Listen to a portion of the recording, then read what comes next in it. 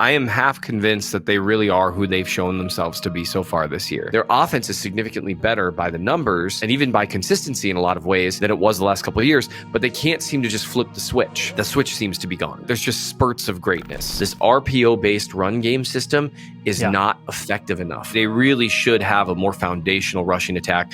The best offenses in the league all do right now. You win this game, okay, maybe there's still a little magic left. You lose this game, they will be in by far the worst position they've been in the Mahomes era, needing a desperate amount of help. And at a certain point, you really are that team. So today's conversation with Seth Kaiser is a bit of a sobering one. There's good and bad as we discuss what's going on with the Chiefs' inability to win these close one-score games. And honestly, the blame is on both sides of the ball as well as the coaching staff. However, we focus more on offense and also process through what the Chiefs could try to change up in order to win this very tough upcoming battle against the Colts. So let's get into it. But first, how about those? All right, Seth, the Chiefs find themselves in some rather uncharted waters here, specifically in the Patrick Mahomes era.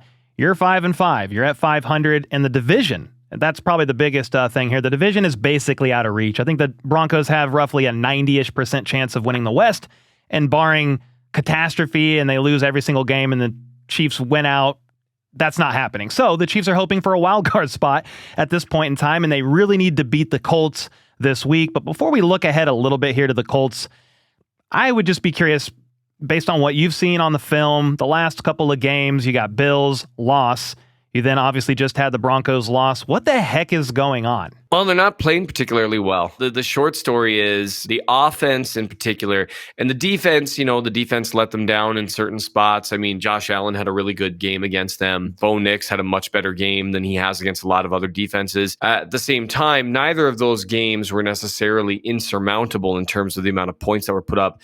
And in both games, and I believe I made sure to tweet about it, both games in the moment. It's like, remember this moment. They got the ball back, tie game, against the Bills. They got the ball back, even with a small lead, with an opportunity to push that lead and change the entire dynamic, and they just couldn't do it. And then against the Broncos, when you get the ball back with, 8-11 left in the fourth quarter, and you're up 3, you have a great chance of winning that game. Anything but a 3 and out. I mean, other than a turnover. And then, nope, just went 3 and out. And then they get the ball. The defense didn't hold up great, but they did hold them to a field goal. So now you get the ball back, tie game, 4:05 left. You've got your timeouts. Okay, go do it now. 3 and out again, which 3 and out again, especially with an incomplete pass, that's like the worst thing that can happen because you don't take any time off the clock hardly at all. Both of those drives, because of 6 pass attempts, took no time off the clock. Yeah. The only play that took a little time off the clock or could have or forced a timeout was a sack. That's problematic for multiple reasons. With your 4-minute offense, you still have the run available to you. And I know that's what everyone's focusing on this week, but it is stuff that has to be looked at, not just in terms of, you don't just say, run the ball to run the clock. You don't just say, we'll just run the ball with no ideas as to how or why, because that's not really productive. To criticize without a plan is to just whine, really. Like, okay, what should someone have done instead? Because you can easily say, wow, this obviously didn't work. The process isn't good. Well, what should the process have been? And that's where, for me, those 2 drives kind of encapsulate some of the stuff in terms of play calling, because that's what everyone's talking about right now, is the play calling. And I think there's something to be said for that. It's not the only issue, though. Yeah. The first drive of the game, they went downfield. They had a couple open looks, and Worthy and Mahomes couldn't connect. Partly on Worthy, maybe a little on Mahomes as well, because I understand Worthy slowed down a bit as he's coming out of his break. Mahomes did put it maybe a little more in front of him than he want. Then he misses Thornton barely. That's on Mahomes. You got to hit those throws, and he knows that. And even one of the incomplete passes on the last drive of the game for the Chiefs offense, Kelsey gets the pass knocked away. If that's put out in front of him, it probably isn't. And then you've got to throw over the middle of the field, gain 5 or 6 yards, keep the clock running, all that stuff. And he even admitted that he could have found Hollywood Brown on that particular. Yeah, he opened up. Yep. But to me, the big picture stuff, I wrote about something that my sister Hope said to me. She's been a Chiefs fan for a really long time. We were texting after the game. What she said, that I don't even think she realized how insightful this was that there's just spurts of greatness. And that sums up, I think, what's going on with the Chiefs right now. Right? They are no longer a team that has greatness at their beck and call. And this is going to sound more ethereal, but I think we can be more descriptive to it rather than just having like a talking head point. The frequency and the ease of accessing greatness has changed for this team, particularly on offense. During the Mahomes era, that's something, the frequency of greatness was always very high. Or even in 2023 and 2024, when everything was kind of a struggle, it was often a slog, it seemed like in the biggest moments, they were able to access greatness with some ease. Even though it wasn't consistent and that was frustrating, they could access it in the biggest moments with some ease. This year, their offense is significantly better by the numbers and even by consistency in a lot of ways than it was the last couple of years, but they can't seem to just flip the switch. The switch seems to be gone. What I mean by that in terms of frequency and ease of accessing greatness is that the Chiefs would have these like 3 or 4 drive stretches where they'd put up 20 points, right? Or 17 points or something like that. And teams had to withstand that, and it altered the way that they played them. That's not really happening anymore. It's happened in a few games, right? Against some bad defenses. And I mean, they've looked great in certain moments, but it's not consistent. You've got spurts of greatness where they look like a buzzsaw and they look incredibly efficient while still being able to threaten the ball down the field. That's what we were also excited about when Rice came back and the offense really looked like it was humming, but it's not consistent. I will say this too, Seth. 4 of their 5 losses, the first drive in the first half for the Chiefs offense and the first drive for the Chiefs in the second half for the offense have resulted in 0 points, 4 of their 5 losses. So if you're just talking about even scoring at a consistent level, multiple drives in a row, they're also starting flat in the first half and the second half and failing to capitalize on deferring. They used to defer because you're like, oh yeah, they're going to score to open the third quarter, maybe double dip before halftime and put a lot of pressure. And at least in their losses, they have not been able to do that. The lone time they was week 1. They scored a touchdown to open the second half, and that was against the Chargers, and they still lost. So just to add to the consistency of not scoring on potentially multiple drives in a row, they're not doing that typically when they have in the past early in the first half or early in the second. Absolutely. And it's a huge deal. That goes towards situational winning. And that's where this year they're not winning situationally. They're not winning in the biggest moments of the game. I was given really great advice once about quality time with your kids.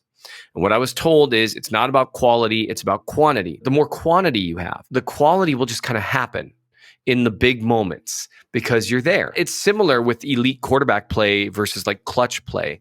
Elite players are more likely to be clutch because they're more likely to be elite in the big moments because they're more elite more often. That's what makes them elite players. That's why the idea of a clutch gene, it exists to an extent, but it's more like, no, you're just great more often, so you're more likely to be great in the biggest moments. The Chiefs aren't great as often anymore. Well, it stands to reason that half the time or even more, you're going to be great at the end of games. If you're only great a third of the time or a fourth of the time, you're much less likely to be great in those big moments. It used to be that Mahomes, we'll start with him because I think he's probably the least culpable, but there's a lot to say about a lot of things because he's more affected by the offense around him than he used to be. And that's over the course of several years. And we watched that happen against the Broncos. Sped up in his feet, slowed down with his arm. It happened multiple times against the Broncos, and you saw it. He's more apt to having it occur now. When things start to go wrong, he loses trust more quickly. And that's something Andy Reid's got to address because that's not just trust in the players around him. That's trust in the offensive system to help him. It used to be Mahomes would just take over 15 plays a game. We're just making up numbers here. Now, he still might take over like 10. But that lowers your margin of error just a little bit. Can you jump into a little bit of maybe why you think this is happening? If we're talking about the less clutch factor or just like last year it was a slog, but like, hey, on these third downs, you knew that they were going to convert at a very high level and then just make the plays needed. I haven't done the research, but I am curious if the Chiefs are facing more third and longs than they have in prior years. At least the last 2 weeks they have. Against Denver, Their average third down was 3rd and 12 on a 3rd and long situation, which is insane. Right. How do you overcome that? So it's like, what is happening in your opinion of why? And before I get to Seth's answer here, I did want to let you guys in on some of my favorite picks for this upcoming game against the Colts. Using Underdog, of course, the best and easiest place to play fantasy sports, as well as the season-long partner of the channel. You know the deal. Well, the Chiefs may have lost last week, but I did go 3 for 3 on my picks, so feeling pretty good about this week as well. For starters, I'm going to hit the higher on Mahomes' 249.5 passing yards because he's hit that number 7 games in a row. I think he's going to continue feeding Rice quick passes, and Rashee has caught at least 6 passes in the last 3 out of 4 games this year, which is why I'm taking his higher on 5.5 receptions. But it won't all be Rice. I think Kelce's going to eat, especially because the Colts allow the second most yards per game to tight ends. So hammer in the higher on Kelce's 51.5 receiving yards, something he's already hit in the last 6 games in a row anyways. On the flip side for KC's defense, I have a feeling they are going to have trouble, to say the least, defending their rookie tight end, Tyler Warren, in the middle of the field, so I took the higher on his 3.5 receptions. He's done that 9 times this season, and I also had to hit the higher on his 44.5 receiving yards, which he's done 7 times. And you can tail these picks if you'd like for a chance to win up to 3.29x on your money, or if you would prefer to do your own thing, you can always set your own picks by selecting higher or lower on your favorite player stats for a chance to win up to 5,000x on your money. And right now, any new signup that uses my code HBTC can play just $5 to get $100 in bonus funds plus a gimme pick in the lobby. Against Denver, their average third down was 3rd and 12 on a 3rd and long situation, which is insane. How do you overcome that? So it's like, what is happening in your opinion of why? So part of it is you end up in 3rd down more frequently. You are going to have a lower success rate. And that's part of what's happened. The lack of consistency on 1st and 2nd down is affecting 3rd down. And that's where we always talk about 3rd down, but having a lack of consistency on 1st and 2nd down makes you significantly more likely to face 3rd and 9 instead of 3rd and 5. And 3rd and 9 is a lot tougher to scramble for. You lose some of those same advantages that you might have on 3rd and 5.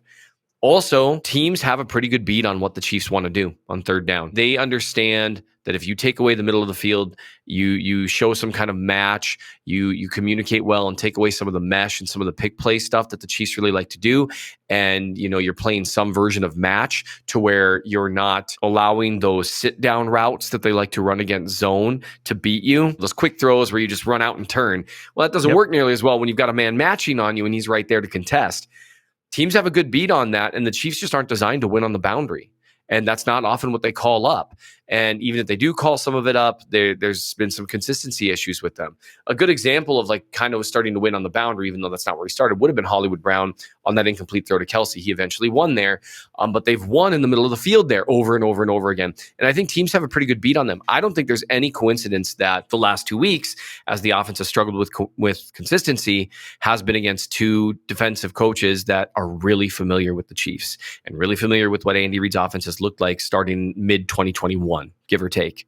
And they haven't had this big shift since then. They've changed some things for sure, but they haven't had this huge shift like they did mid-2021 where they just had to start going short because everyone was, playing over the top. Well, they have Lou Anarumo this week, who also knows the Chiefs very well. He's just had a lot of success too. Yes. Just in general, even if he's not as familiar, he's like gets in Mahomes' head. And I don't love that given the last 2 weeks as well. I am curious if Pacheco, in your opinion, being out, even though we understand he's not the most dynamic playmaker, has that also affected the Chiefs and their ability to have a little bit more success earlier because he hasn't played? I don't know if you saw anything there with the run game at all, even though I understand Chiefs fans just want them to literally run the ball more from under center. Honestly, I don't think it's an absence of Pacheco. I think Hunt this year has been by and large the better runner of the 2. Pretty consistently, actually. And that's where it gets frustrating, is that I think they have some answers. I wrote about it in the bye week, some easy buttons they could be pushing. And Chiefs fans, everyone's talking about under center runs. But the thing is, just because everyone's talking about it doesn't mean that it's not a legitimate solution. I lumped myself into that, by the way. I would love more under center as well. Yes. Their success rate's very high, but they are 28th in the NFL at running from under center. And the more you do it, that success rate will drop to an extent. Yes. But if you have this incredibly high success rate doing one thing, you should raise it up a little bit and see how long you can, push it up a few more times until the efficiency comes down. That's part of it. That's the pendulum swinging. And then it opens up other things for the offense. It absolutely does. That's something to really circle back to in terms of the play calling in those last 2 drives and how the Broncos played them. But it used to be that Mahomes would just take over 15 snaps a game. Now he still takes over way more than almost any other quarterback, but you can see there's more snaps where he doesn't trust what's going on around him, or there's a failure elsewhere, or, you get a drop. It's lowered by a few snaps. And that by itself wouldn't be too big a deal. But Travis Kelce no longer completely takes over as many snaps as he used to. And Andy Reid no longer takes over as many snaps as he used to in terms of just dialing up that perfect play in the perfect moment week in and week out. That's just lowered a little bit. And that's a problem when all of those things are happening. Now, of all of them, Mahomes is the one that looks like himself by far the most frequently. Kelsey's looked really good this year too, but it's not quite that same level of just taking over a play. And if you decrease it by 1 or 2 with one guy, and then 2 or 3 with another guy, and then 2 or 3 with the coach, suddenly you're talking a half dozen or more plays per game, maybe even a couple of high leverage ones that don't go your way that used to. And that's enough to swing a game when you play the way the Chiefs play. We'll combine that real quick with the penalties that the Chiefs have been having, especially on the road. Andy Reid said in his presser this week, he said, a lot of times we're running a successful play. It gets called back by penalty. And then we've already used that play. So he made it seem like they're dialing up some good, effective plays, but then it's negated by penalty. There was 4 on the O-line last week alone, 2 on Simmons, 2 on Taylor, one of them bad on Taylor with the illegal formation. They were at the 2. Oh, yeah. And then Mahomes threw the interception. So it's just like, there's the inconsistency you said at times, or a play less here or there from Kelsey, Mahomes, and Reid dialing up a great one. And then if they do hit that, even less frequently, it's being negated sometimes by penalties, and it's just killing these guys. And all of that works together in a negatively complementary way. And that's kind of that's the tough part. So yeah, that penalty on Taylor's a great example of something of a different issue, self-inflicted wounds, because they should have gotten points that drive, and that changes the entire dynamic of the game. To be fair, Mahomes shouldn't have thrown that pick either. Absolutely. And you see him pressing a little more often. Again, that becomes problematic. If Mahomes, we've reached this point where maybe Mahomes has to be Superman a little too frequently. And that's problematic. I was just going to say on the other side of the ball, you see the same thing. Yeah. Chris Jones used to completely take over 5 or 6 snaps a game, which doesn't sound like a lot, but it is. On key passing downs, key third downs, absolutely. Yep. Now he takes over 2 or 3, which is still better than the vast majority of the league and almost all pass rushers, but it's not quite the same. And so right now what the Chiefs have, and this is what I'm curious about, if this is really the music stopping, as I put it, it's definitely slowing down. They no longer summon greatness with the frequency or ease that they used to. And it doesn't seem like they've quite figured out how to be more consistent without that level of greatness from Mahomes, Kelsey, and Jones. And Spags and Andy Reid. Those 5, that is the foundation of the dynasty. You got lots of other great players, lots of guys that have done stuff. Those 5, being able to summon greatness more frequently and more easily than anyone else, that's the foundation. Now, it's just not as frequent, and with Kelsey, it's to be expected at his age. With Jones, they really haven't surrounded him the best way they could, but also, you guys are going to start to slow down in the early 30s, rushing the passer. I understand. The most concerning part to me, and the part that I think they're going to have to really take a long, hard look at, hearing Andy Reid say something like, we dialed up a good play, and it worked, but a penalty called back. Now we've used that play. That, to me, speaks of being wildly, overly reliant on a specific play call to win.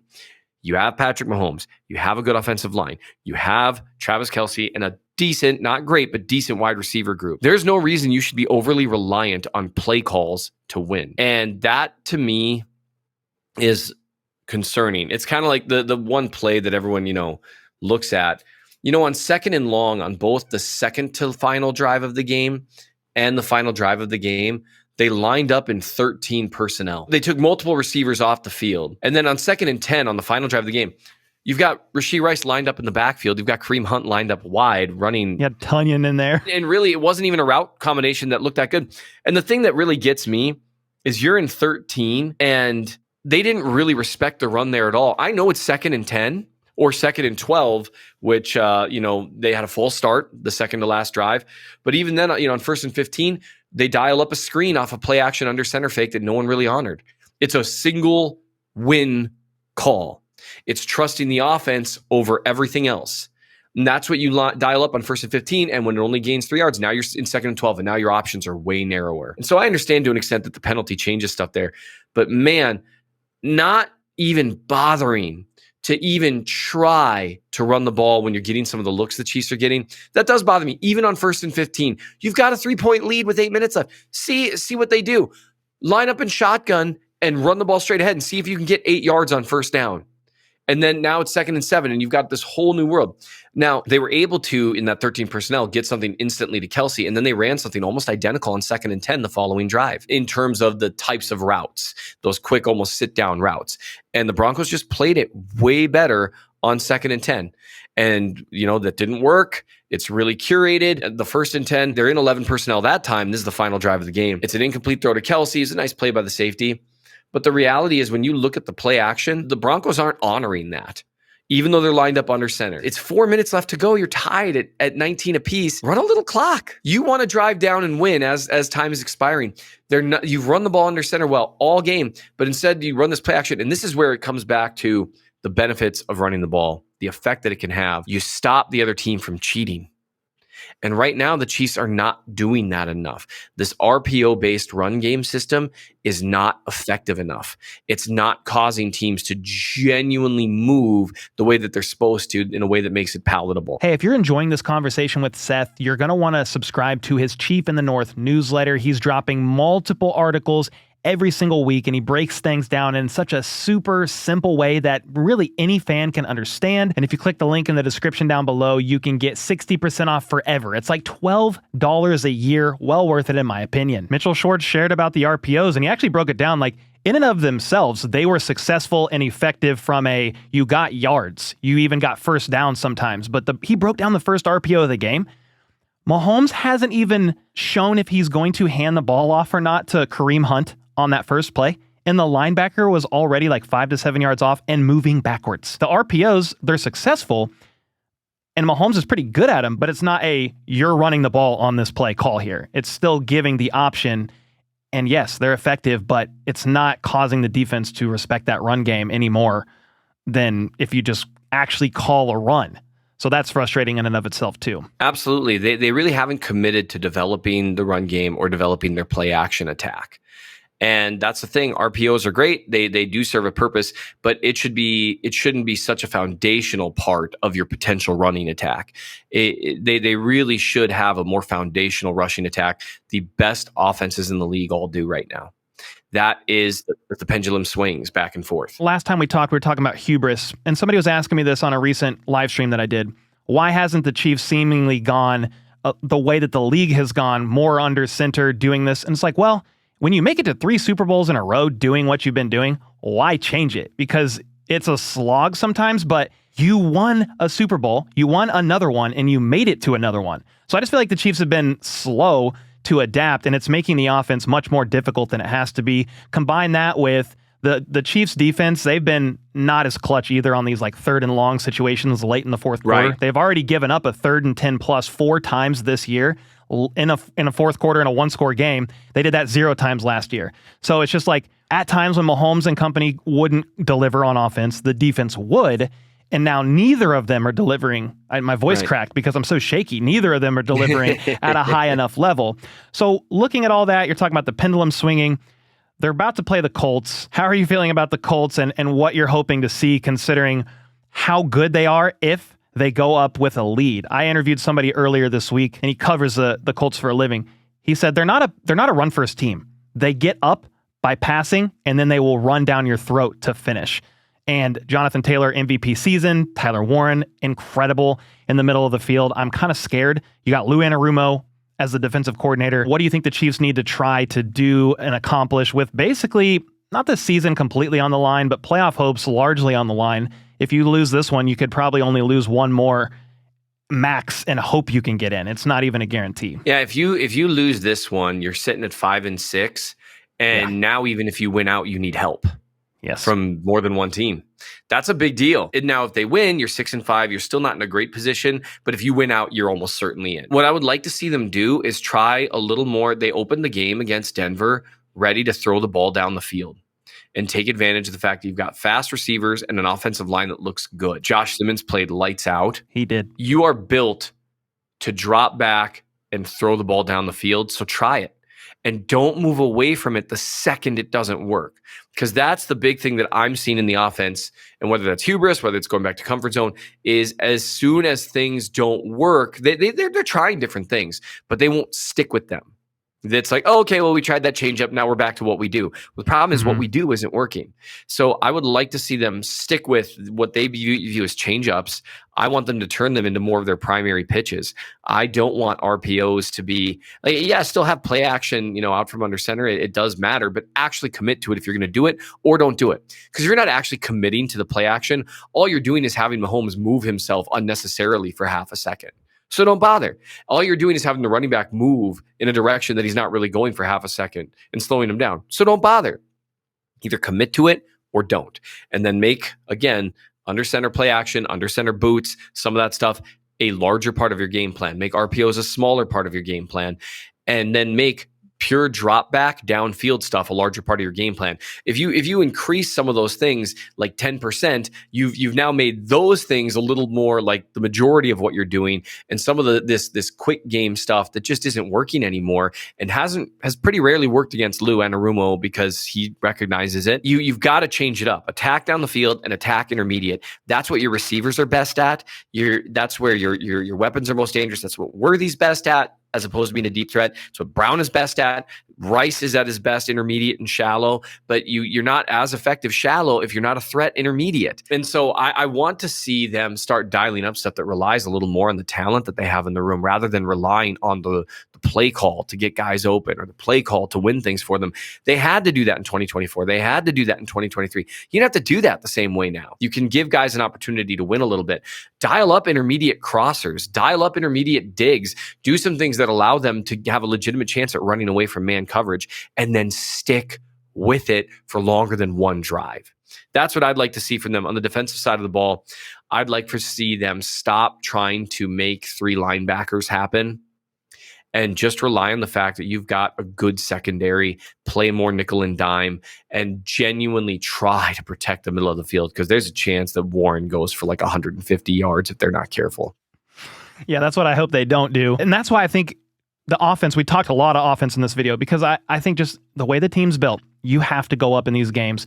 You have to, this game in particular, we've been saying it every week, you have to force the Colts to become a little more one-dimensional, or Jonathan Taylor, like they might not allow a 83-yard touchdown run that Jonathan Taylor had last time they played before their bye week overseas, but they're going to allow these 5, 7, 8, 9-yard runs. Then they're going to get fooled by play action. They're awful right now, statistically speaking, as a defense. Play action under center, they're overbiting, and that's where Daniel Jones, he's got all these weapons, Downs, Pierce, Pittman, and then Warren in the middle of the field, and it is a tough matchup. So just what you said with the defense is like you've got to try to not allow the middle of the field to be a buffet, and then the offense can help that out by getting up early in these games. Hopefully, first drive of the first half, first drive of the third quarter. What's your confidence level before we get off here on the Chiefs getting a W here? We talk about this every week, and I feel like every week we're like, yeah, they can win this game, but then they don't. It's like 0-5 in one-score games this year. So how are you feeling about it in the lead up to this game? I am half convinced that they really are who they've shown themselves to be so far this year, which is a long ways. You keep waiting for the switch to flip, and I think there just wasn't anything there. That performance off a bye week against Denver really was a very much like, oh, okay. Because the Bills game was a wake-up call, but before that, the Eagles loss was a wake-up call. No, it was the Jags loss that was a wake-up call. And this is kind of it. You win this game, maybe there's still a little magic left. You lose this game, and who knows? Crazier things have happened, but they will be in by far the worst position they've been in the Mahomes era, needing a desperate amount of help. And it's a good Colts team. It would be yet another playoff team that you've lost to. And at a certain point, you really are that team. Not without the potential to change, but you are that team. If they were anyone else, if I'd seen anything else over the last 7 years, all the crazy things that I've seen, I would be at like 25%. If I were just basing off what we've seen this year.